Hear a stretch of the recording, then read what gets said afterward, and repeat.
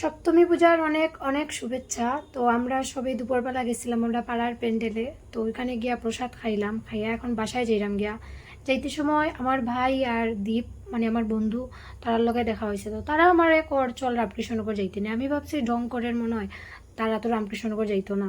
আমি কইয়া আরো যে জানি আমি তোমরা যাইতাই না আমার লগে, এমনি ঢং করা মিশা কথা হয়ে যায়। তো কইয়া আমি তারার বাইকে উঠে গেছি। আর এখন সত্যি সত্যি আমরা রামকৃষ্ণনগর যাই আর গিয়া, মানে আমি ভাবছিও না যে যাইমু গিয়া।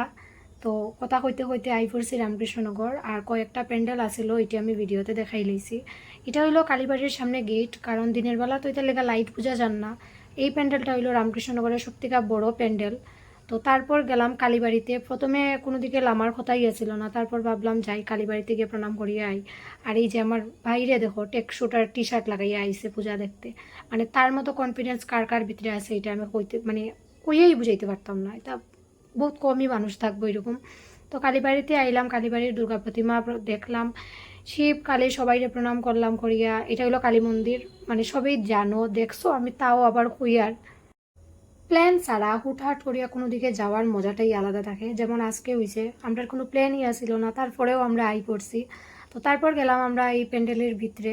মানুষ কম আসিল কারণ সপ্তমীর দিন, আর দিনের বেলা এত বেশি মানুষ থাকেও না, রাত্রেবেলার দিকে সবাই বেশিরভাগ ঘুরতে বাইর হয়। তো এখানে ওই প্যান্ডেলের দুর্গা প্রতিমা, আর এটা হলো সত্যিকার বড় প্যান্ডেল আছিল রামকৃষ্ণনগরের। তো ওইখান থেকে আমরা দেখে লেছি পূজা, এখন কিচ্ছু খাইতে চাইতাম। কোনটা 1200 টাকার চশমা রে?